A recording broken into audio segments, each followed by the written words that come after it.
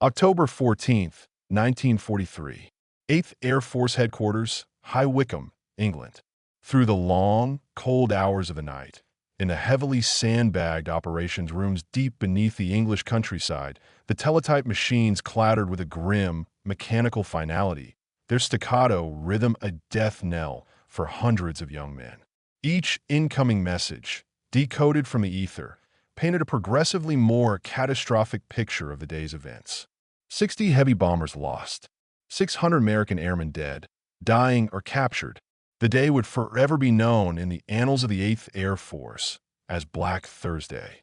At 21:47 hours, a particularly stark message arrived from Colonel Curtis E. LeMay, the famously gruff and brutally honest commander of the 4th Bombardment Wing, a man who had personally led the mission and witnessed the slaughter firsthand. His assessment was unambiguous and utterly damning. Without effective long-range fighter escort for the entire duration of the mission, it read, "The daylight strategic bombing campaign is unsustainable. Request immediate and indefinite suspension of all deep penetration missions beyond the range of current fighter cover." In his office, General Henry Hap Arnold, the commanding general of the U.S. Army Air Forces, set down the flimsy telegram with a heavy hand and reached for the secure telephone line that connected him directly to the War Department in Washington. The entire multi-billion-dollar strategic bombing doctrine of the United States, a core tenet of its war-winning strategy, now hung precariously in the balance. What none of the despairing generals, the exhausted combat crews, or the triumphant German commanders could possibly know at that moment was that a single revolutionary aircraft, a fighter that had been born of a unique confluence of desperation and genius, was already in production. Though not yet deployed in significant numbers, it was an aircraft that would, in a matter of a few short months, completely and irrevocably transform the very nature of the air war over Europe. Within 4 months of the Black Thursday disaster, American fighters would not only be escorting bombers to the German capital of Berlin, they would be actively and aggressively hunting German interceptors in the skies over the city itself. The Luftwaffe's meticulously constructed, technologically advanced, and seemingly impregnable defensive system would crumble under the relentless, unceasing pressure from a single aircraft that had perfectly combined the brilliance of British engineering genius with the overwhelming power of American mass production. The North American P-51 Mustang would not just escort the bombers to the heart of the German Reich. It would systematically and utterly destroy the Luftwaffe as an effective fighting force. The cold, brutal mathematics of the American strategic bombing campaign had always been unforgiving. By the autumn of 1943, the young American bomber crews, flying their B-17 Flying Fortresses and B-24 Liberators from the muddy, rain-swept airfields of eastern England, faced a statistical certainty of death or capture. A full tour of duty, the ticket home, was set at 25 missions. The average life expectancy of a new B-17 crew arriving in England at that time was a mere 15 missions. The Luftwaffe, under the expert guidance of its veteran commanders, had established a defensive system of extraordinary depth and sophistication. 3 distinct defensive lines stretched from the French coast all the way to Berlin, an integrated, multi-layered gauntlet of death. The first line, positioned along the Channel coast, consisted primarily of agile, single-engine fighters that would engage the massive bomber formations as they first crossed into occupied Europe. The second line, positioned deeper into France and Belgium, featured heavily armed twin-engine Zerstorer destroyer fighters such as the Messerschmitt Bf 110, which were armed with powerful rockets and heavy cannon designed to break up the tight, defensive bomber formations. The third and final line, the elite defense of the Reich, units protecting the German heartland itself, contained the cream of the Luftwaffe's fighter pilots, flying the latest and most powerful versions of the legendary Messerschmitt Bf 109G and the formidable Focke-Wulf FW-190A fighters. This defensive system was tied together by a sophisticated network of Freya and Würzburg radar stations that could track the American bomber formations from the moment they began to form up over England. From their darkened operations rooms, German fighter controllers, with a cool and practiced efficiency, would vector their fighter groups to ideal intercept positions with a remarkable and deadly precision. The entire defensive system functioned like a massive, continuously moving conveyor belt of destruction. German fighters would take off, climb to altitude, attack the bomber stream, expend their ammunition, land at a forward base to refuel and rearm, and then take off again to attack the same bomber formation on its way home. A single American bomber crew might have to fight off the same determined German pilots 2 or 3 times during the course of a single, grueling, 8-hour mission. General Adolf Galland, the charismatic and highly respected general of the fighter arm, had personally refined these tactics to a state of deadly effectiveness. His pilots had been trained to attack the massive bomber formations from head-on, a terrifying, high-speed maneuver that exploited the B-17's weakest defensive zone, the area covered by its forward-firing guns.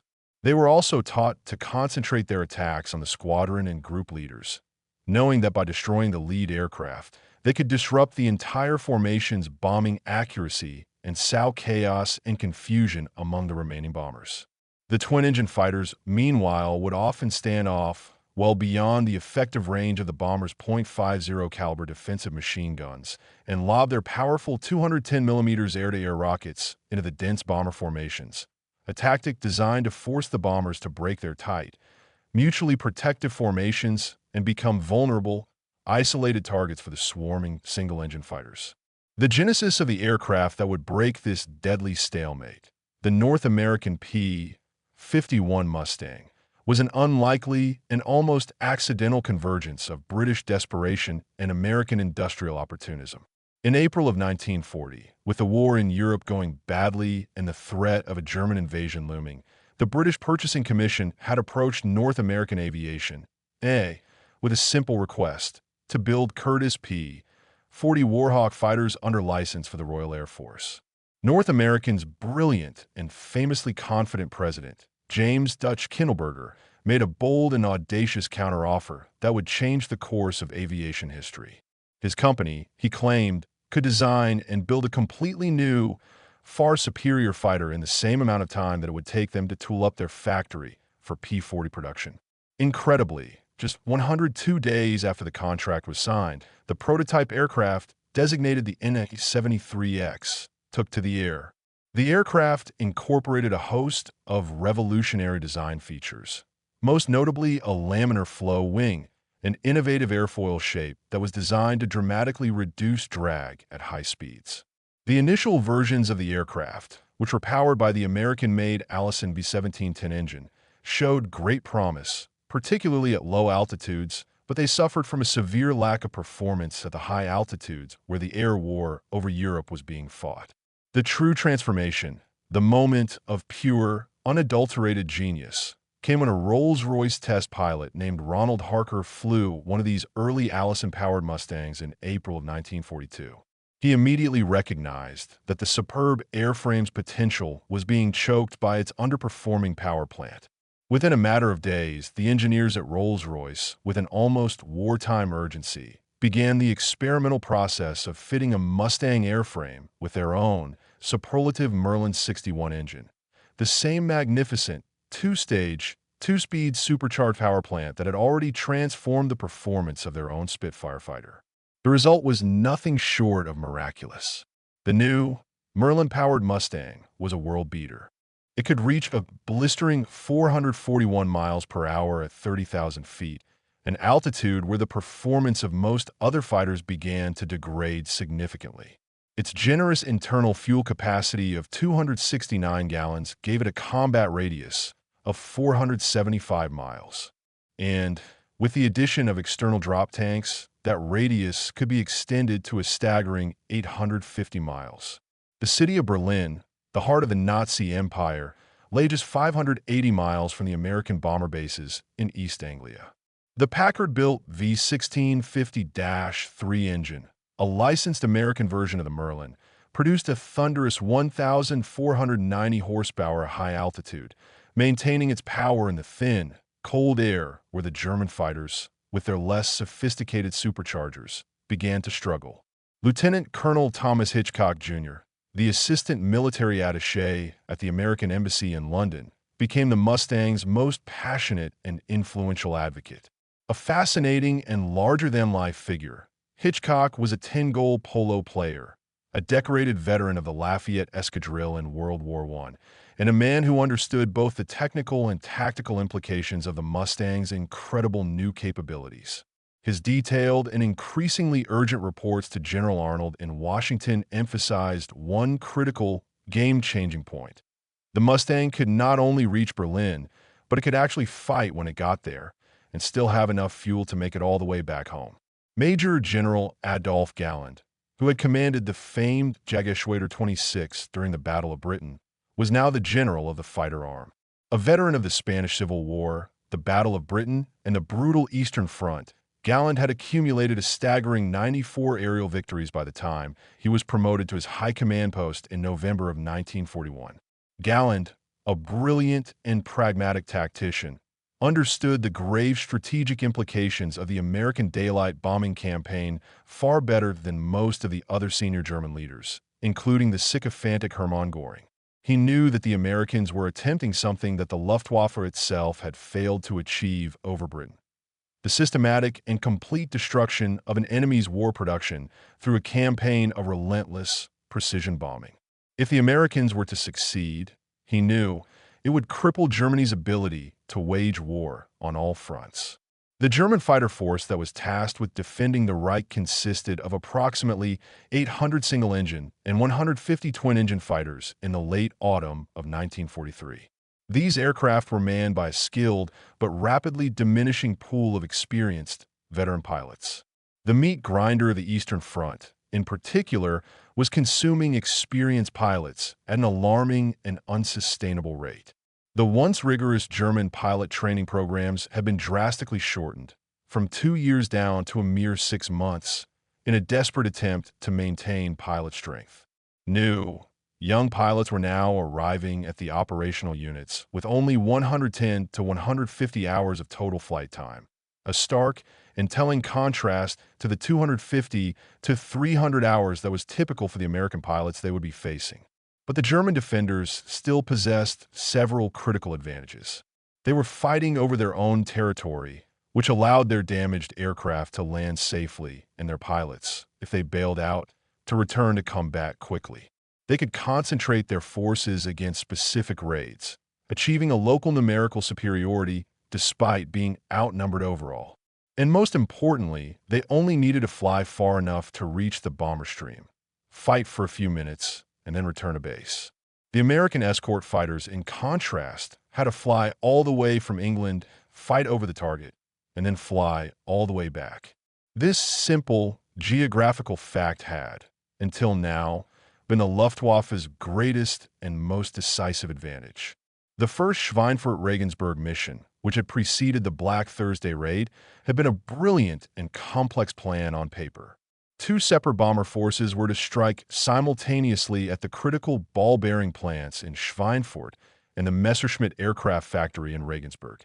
The divided attack was designed to split the German fighter resources, forcing them to choose which raid to oppose in strength. The Regensburg force, after dropping its bombs, would then fly on to newly established bases in North Africa, thus avoiding the deadly return flight over the heart of the German defenses. A total of 376 B-17s took off on the morning of that mission. The Regensburg force departed on schedule at 7 o'clock hours.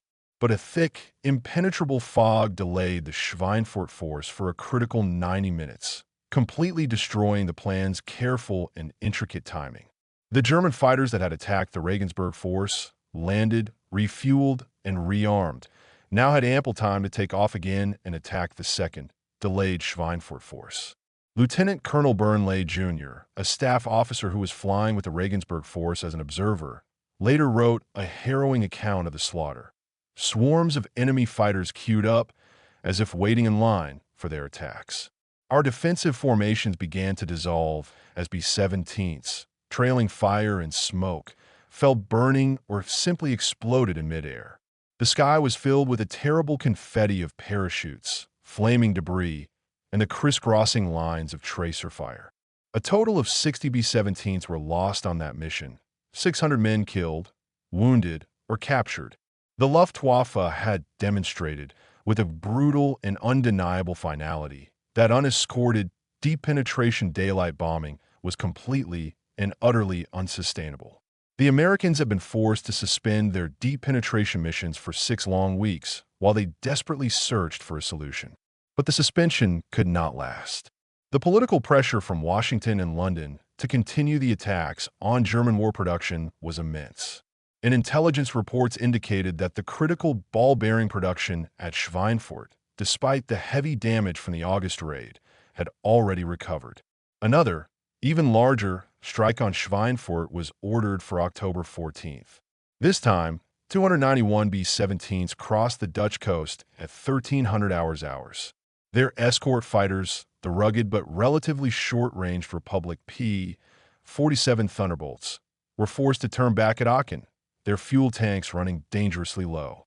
The bombers flew on, alone and vulnerable, for another 200 long miles to the target. The Luftwaffe's response was overwhelming and merciless. Over 300 German fighters attacked the bomber stream in a series of continuous, coordinated waves. Major Wilhelm Moritz, leading Jagdgeschwader 3, employed a new and devastating tactic. His fighters were armed with the massive 210mm rockets, which they fired from well beyond the range of the bomber's defensive guns. Each of these rockets contained 90 pounds of high explosives, enough to destroy a massive B-17 with a single, lucky hit.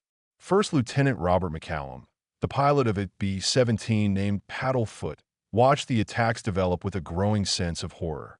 They came from 12 o'clock high, for abreast, their wings lit up with cannon fire. The rockets looked like aerial torpedoes, trailing thick black smoke. When they hit, the B-17 just disintegrated. The bombing results from the raid were excellent. Post-raid reconnaissance photos showed severe and widespread damage to the ball-bearing plants. But the cost had been catastrophic. Another 60 bombers had been lost, with another 17 so heavily damaged that they were written off. A total of 650 men were now casualties. Among the surviving crews, morale completely collapsed. The American daylight strategic bombing offensive had reached its absolute nadir, its moment of ultimate crisis. The first desperately awaited P-51B Mustangs arrived at the muddy, rain-swept Royal Air Force Base at Boxted in Essex, England, on November 20th, 1943. They were assigned to the 354th Fighter Group, a unit that, while technically part of the tactical 9th Air Force, was immediately placed under the operational control of the strategic 8th Air Force. The urgency was palpable. The pilots of the 354th had trained primarily on the lackluster Bell P-39 Airacobra and the rugged but short-legged Republic P-47 Thunderbolt. Very few of them had ever even seen, let alone flown, the new Mustang before their arrival in England. Major James H. Howard, the commanding officer of the 356th Fighter Squadron, a quiet and highly professional combat veteran, conducted his first orientation flight in the new fighter on November 25th. The moment he advanced the throttle for takeoff, he knew that they had something truly special. The aircraft surged forward with an authority and an eagerness he had never before experienced. At 30,000 feet, the very altitude where his old P-47 had begun to struggle, its performance becoming sluggish and unresponsive, the Mustang still felt alive, its Merlin engine purring smoothly, with plenty of power to spare. December 1st, 1943, marked the Mustang's unheralded combat debut over Europe, a routine fighter sweep over the coastal regions of Belgium and France. Just 5 days later, on December 5th, the group flew its first bomber escort mission. The results were immediate, dramatic, and undeniable. The bomber crews, who had grown accustomed to the relentless, terrifying onslaught of the German fighters, reported with a sense of almost disbelieving relief that on the portions of the mission where the new, sleek, long-nosed fighters were present, the Luftwaffe attacks simply melted away. The bomber losses on missions that were escorted, even partially by the Mustangs, dropped dramatically. On January 6, 1944, A momentous change in command took place that would completely and permanently transform the nature of the air war. Lieutenant General James Jimmy Doolittle, a man who was already a living legend as a former racing pilot, a brilliant aeronautical engineer with a doctorate from MIT, and the audacious leader of the 1942 raid on Tokyo, assumed command of the mighty 8th Air Force. Doolittle, unlike his predecessors, was a fighter pilot at heart, and he brought a fighter pilot's aggressive, offensive mindset to the bomber-dominated 8th Air Force. His very first official visit was to 8th Fighter Command headquarters at Bushy Hall. As he toured the operations room, Doolittle's sharp eyes noticed a large sign that was prominently displayed on the main plotting board, a sign that encapsulated the prevailing, defensive-minded doctrine of the command. The first duty of 8th Air Force fighters is to bring the bombers back alive. "Who put that sign up?" Doolittle asked, his voice quiet but firm. "It was here when I arrived, sir," replied Major General William E. Kepner, the commander of 8th Fighter Command. "Take it down," Doolittle ordered, his voice now cold and hard, "and put up a new one. The first duty of 8th Air Force fighters is to destroy German fighters." This simple, direct order was the catalyst for a complete tactical revolution. Previously, the American escort fighters had been kept on a tight leash, ordered to remain in close proximity to the bomber formations at all times, flying repetitive, fuel-guzzling, weaving patterns above and around them to maintain their position. Doolittle's new directive freed them from this passive, defensive role. He unleashed them to hunt. The fighter groups would now fly far ahead of the main bomber stream, clearing the skies and catching the German fighter groups on the ground, or as they were still struggling to form up.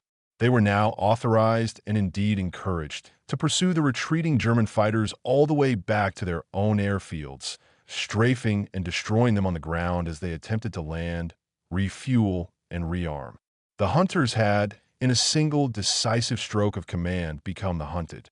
Colonel Donald Blakesley, the famously aggressive and brilliant commander of the 4th Fighter Group, a unit composed largely of former American volunteers from the Royal Air Force's Eagle squadrons, embraced these new, aggressive tactics immediately and with a ferocious enthusiasm. Blakesley, who had flown Spitfires during the Battle of Britain, understood fighter combat with an intuitive and almost predatory clarity. He immediately instituted new, more flexible formations, abandoning the rigid, three-plane Vic elements for the far more effective, two-plane Finger Four teams, a tactic pioneered by the Germans themselves. He pushed his pilots relentlessly to be aggressive, to seek out and destroy the enemy, rather than to simply wait for the enemy to come to them.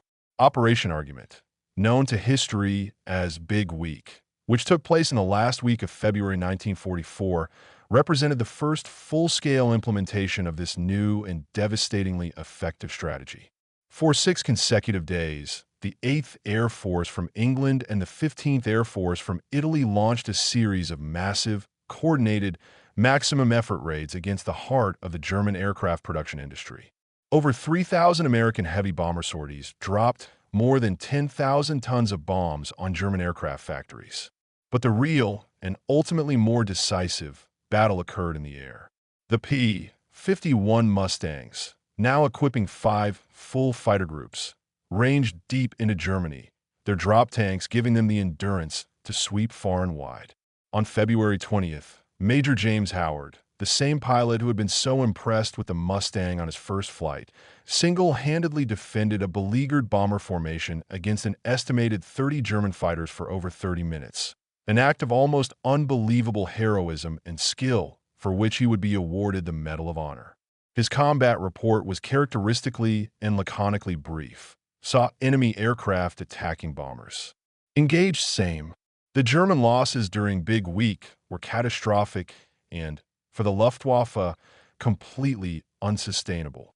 They lost a staggering 355 of their best fighters in aerial combat, and another 150 destroyed on the ground by American strafing attacks. But even more critically, a full 17% of the entire German fighter pilot force was killed in that single, brutal week of combat. These were not the young, inexperienced recruits. These were the expert and the veteran flight and squadron leaders who simply could not be replaced. The German training programs could, and did, produce new pilots, but they could not produce the priceless, hard-won combat expertise that was necessary to survive, let alone win, in the increasingly lethal skies over the Reich.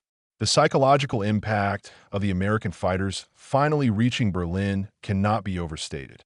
Berlin was not just another city. It was the very heart of the Reich, Hitler's capital, the heavily defended and seemingly invulnerable symbol of German power. No single-engine Allied fighter had ever before been able to penetrate that deep into German airspace. On March 4, 1944, Colonel Don Blakesley personally led 81 P-51 BS of his 4th Fighter Group on that historic and groundbreaking mission. The weather over Germany that day was terrible, a thick, soupy mess of clouds that extended from 2,000 feet all the way up to 28,000 feet. The navigation was a terrifying exercise in dead reckoning, a pure reliance on compass, clock, and airspeed indicator. The massive bomber stream, over 800 heavy bombers protected by a fighter escort of nearly 900 aircraft, stretched for miles across the sky. Captain Don Gentile, one of the 4th Group's rising stars, flying his P-51 Shangri-La, engaged the German fighters near Hanover. We dropped our tanks and dove on about 30 109s and 190s that were forming up below us, he later reported. They scattered immediately. I caught one 109 and gave him a 3-second burst. He just rolled over and went straight down. The Luftwaffe's response to this first Berlin raid was fierce, but was also noticeably disorganized. The German ground controllers had simply not anticipated the presence of American escort fighters over the capital. Their radio intercepts, captured by American listening posts, recorded their confusion and utter disbelief. Many of the German pilots, when they first encountered the P-51s, refused to believe that they were American aircraft, assuming instead that they must be captured and repainted German fighters. Lieutenant Colonel Jack Obrensley, leading the 358th Fighter Squadron, remembered the moment his unit reached the skies over Berlin. The flak was incredible at the bomber's altitude, he recalled, a solid black carpet of explosions. But we were above it, at 30,000 feet, looking down on this massive, swirling aerial battlefield. And we were there, American fighters, over the German capital. It was a moment I will never forget.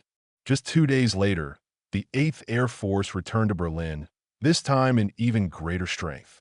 A force of 660 B-17s and B-24s, escorted by over 900 fighters, once again attacked targets in and around the German capital.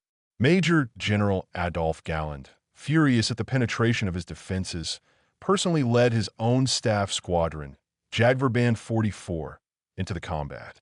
Flying his personal Focke-Wulf 198, Galland attempted to break through the fighter screen to get at the bomber formations, but he and his squadron were immediately intercepted by the swarming, escorting Mustangs. His own wingman was shot down before they could even get within firing range of the bombers.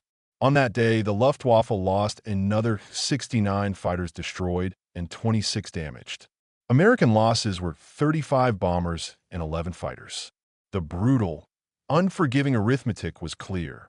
The Luftwaffe could not possibly sustain such losses, while the American forces, fueled by the seemingly limitless output of their factories, were growing stronger with each passing day. With a total of 7 fighter groups equipped with the P-51 by April of 1944, 8th Fighter Command was able to shift its operations to a purely offensive footing. The fighters now swept far ahead of the bomber formations, actively hunting for the German fighters and catching them as they were taking off or still trying to assemble. They would also stay behind, loitering over German airfields after the bombers had turned for home, hunting the German pilots as they returned, low on fuel and ammunition. Colonel Hubert Hub Zemke, the brilliant and innovative commander of the 56th Fighter Group, developed what became known as Zemke's Wolfpack tactics. His P-47 Thunderbolts, which were still a vital part of the fighter force, would simulate the radio chatter of a bomber formation, deliberately luring the German fighters up into an ambush by the P-51s, which were flying high cover, thousands of feet above. On April 8, 1944, Lieutenant Robert S. Johnson of the 56th Group shot down his fifth German fighter, becoming an ace. "We caught them taking off from Brandenburg," he recalled. "The inexperienced pilots, the kids, they would raise their gear and try to turn with us immediately. Their planes would stall and crash.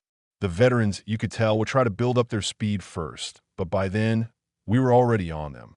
In May of 1944, the strategic bombing campaign shifted its primary focus to Germany's synthetic oil production, the lifeblood of its war machine. The new, definitive version of the Mustang, the P-51D, had begun arriving in April.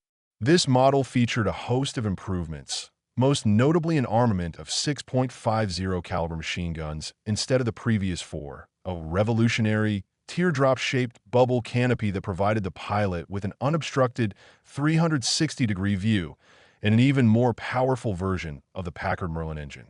On May 12, 1944, a massive force of over 800 heavy bombers attacked the critical synthetic oil plants at Luna, Bolin, and Zeitz, escorted by another 800 fighters. The Luftwaffe, recognizing the existential threat that this attack represented, launched everything they had available, over 500 fighters. The resulting air battle was, to that point, the largest and most ferocious in history. Major George E. Preddy, the commanding officer of the 487 Fighter Squadron, achieved multiple victories that day. "They came up in massive formations, in waves," he reported. "We just dive through them, shooting, zoom back up, and dive again. It was controlled chaos, but we always had the altitude and the speed advantage." In that single, massive air battle, the Luftwaffe lost another 126 of its precious fighters destroyed and 64 damaged. The American losses were 46 bombers and 13 fighters. The German fighter arm was quite literally being bled to death. While German aircraft production, in a testament to the organizational genius of Armaments Minister Albert Speer, actually managed to increase through the summer of 1944, the quality of their pilots had utterly and catastrophically collapsed. The relentless, grinding attrition in the skies over the Reich had systematically eliminated the experienced veterans, the Experten, who had formed the backbone of the Luftwaffe. The new pilots, rushed through a truncated and inadequate training program, now arrived at their frontline units with minimal flight hours and even less real-world combat training. They rarely survived their first few missions. The ultimate test of this new reality came on D-Day, June 6, 1944. On that single, historic day, over 13,000 Allied aircraft, a sky-filling armada of fighters, bombers, and transports, supported the massive invasion of Normandy. The once mighty Luftwaffe, in stark and telling contrast, was able to mount only a paltry 319 sorties over the invasion beaches. For the entire day, Allied fighters claimed a total of 42 German aircraft destroyed, for the loss of 35 of their own. Lieutenant Colonel John C. Meyer, a leading ace of the 4th Fighter Group, flew 3 separate missions on D-Day. "We owned the sky, completely and totally," he recalled. "We would patrol for hours over the beaches without seeing a single German aircraft. Then we would fly inland and spend our time destroying German convoys that were desperately trying to move reinforcements in broad daylight." It was a turkey shoot. The near-total absence of the Luftwaffe over the battlefields of Normandy represented its complete and abject defeat as a tactical air force. The majority of its remaining effective fighter units had been pulled back to the impossible task of defending the Reich against the bombers. Those few units that remained in France lacked fuel, spare parts, and, most critically, any experienced pilots. By July of 1944, just 1 month after D-Day, the Luftwaffe had, for all practical and strategic purposes, ceased to exist as an effective, coherent fighting force in Western Europe. The cold, hard statistics of this period told the story of its destruction with a brutal and final clarity. In January of 1944, the Luftwaffe had approximately 2,395 single-engine fighters in its operational inventory. By June, despite having produced over 3,000 new fighters in that same period, its total operational strength had fallen to just 1,523. the pilot losses were even more catastrophic and utterly unsustainable. A total of 2,262 German fighter pilots were lost in the first 5 months of 1944 alone. In contrast, the American fighter claims for the year 1944 totaled a staggering 5,954 German aircraft destroyed in aerial combat and another 4,131 destroyed on the ground. The P-51 Mustang, the aircraft that had made this offensive strategy possible, accounted for 4,950 of these incredible victories. The total Mustang losses for the same period were 2,520 aircraft, a victor-to-loss ratio of nearly 2-to-1, a figure that becomes even more impressive when considering that many of the Mustang losses were due to ground fire or operational accidents, not air-to-air combat. The transformation was nothing short of remarkable. In October of 1943, the 8th Air Force had been on the very brink of suspending its operations due to unsustainable, catastrophic losses. By June of 1944, just 8 months later, American bombers could attack any target, anywhere in Germany, in broad daylight, with acceptable and sustainable casualty rates. The single decisive key to this incredible turnaround was the advent of effective, long-range fighter escort, and specifically the P-51 Mustang's unique and unmatched ability to accompany the bombers deep into the heart of enemy territory. The destruction of the Luftwaffe had consequences that rippled far beyond the success of the strategic bombing campaign. Without any effective air cover, the German ground forces in Normandy were subjected to a relentless and devastating campaign of tactical air attacks. Allied fighter bombers, the P-47s and Typhoons, roamed the skies with impunity, destroying German tanks, trucks, trains, and artillery pieces at will. The German Army's greatest tactical advantage, its famed mobility and its doctrine of blitzkrieg, was completely and utterly eliminated. The brutal war on the Eastern Front suffered equally.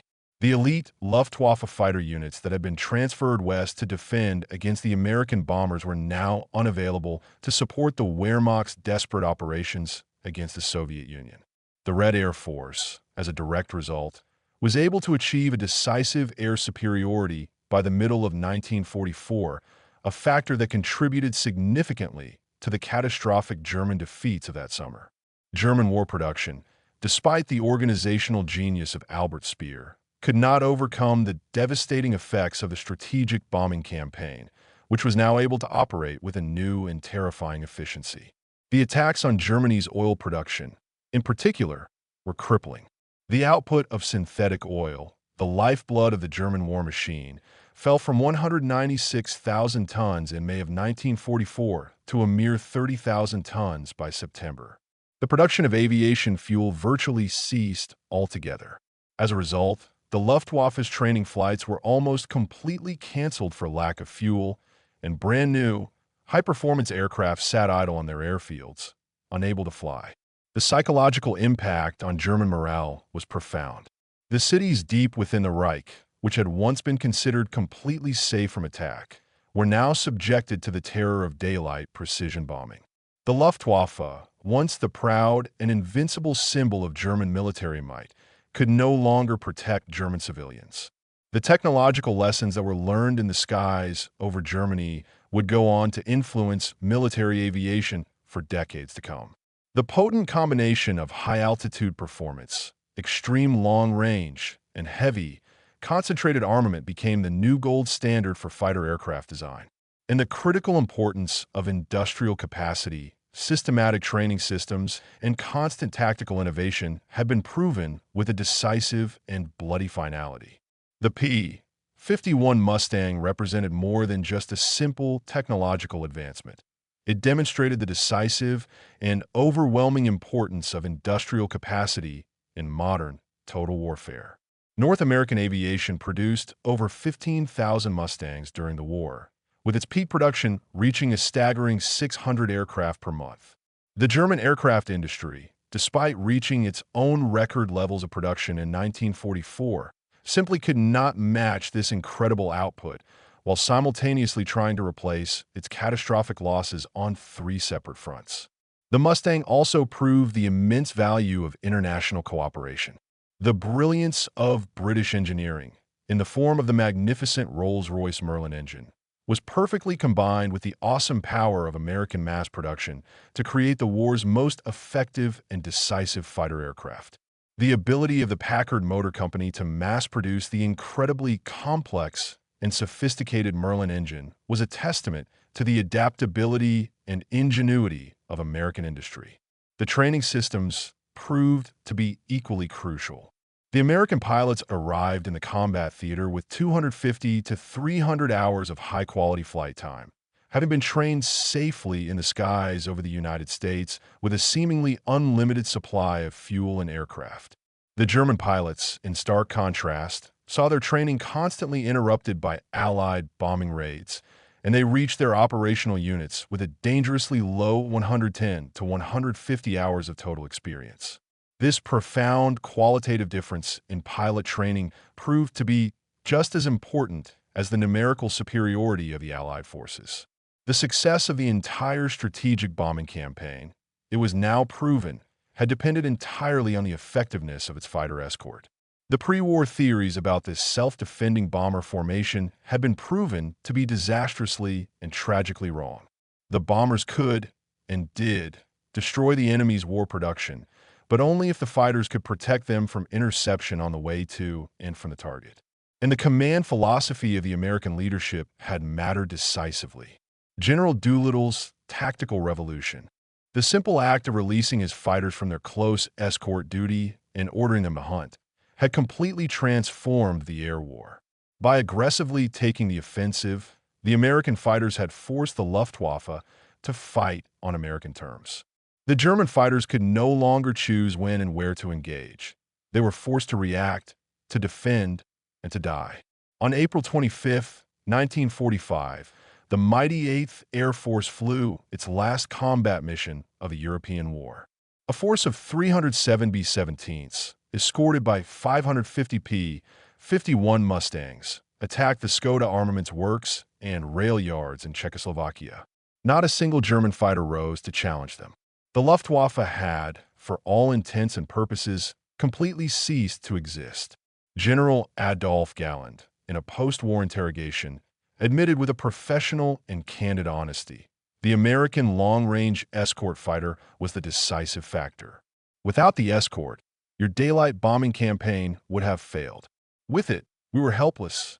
We could not defend our airspace, our cities, or our armies. The famous, and perhaps apocryphal, statement attributed to Hermann Göring, "When I saw Mustangs over Berlin, I knew the war was lost," perfectly captured the profound psychological impact of the Mustang's arrival. The legacy of this victory extended far beyond the Second World War. The P-51 would go on to serve with distinction in the Korean War, providing vital close air support when the early, fuel-thirsty jets lacked the range and endurance for extended operations over the battlefield.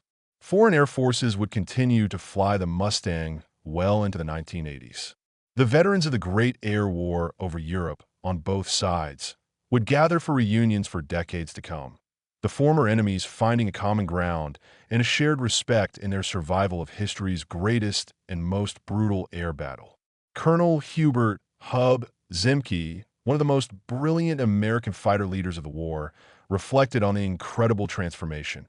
In 1943, we were losing, and we were losing badly. The bombers couldn't survive without prohibitive losses. And then the Mustang arrived. Within 6 months, everything had changed. It wasn't just the aircraft, of course. It was the entire system, the training, the tactics, the leadership, and the industrial support. But without the incredible capabilities of the Mustang, none of the rest of it would have mattered. The United States Air Force Museum in Dayton, Ohio, now displays a perfectly restored P-51D, painted in the markings of Shimmy 4, the aircraft flown by Major George E. Preddy, the highest-scoring Mustang ace of the war with 26.83 victories. Visitors to the museum, surrounded by sleek jets and futuristic spacecraft, often ask why this particular propeller-driven aircraft is given such a prominent place of honor. The answer lies in its profound and undeniable historical impact. The P-51 P-51 Mustang demonstrated that technological superiority, industrial capacity, and human courage, when combined, could achieve the seemingly impossible. It proved beyond any doubt that air power could be a decisive factor in modern warfare. And most importantly, it showed that the democratic nations of the world could produce both the weapons and the warriors that were capable of defeating a totalitarian tyranny. When faced with the existential threat of a potential strategic defeat in the air, the transformation from the despair of Black Thursday to the complete and total air supremacy of D-Day had taken less than 6 months.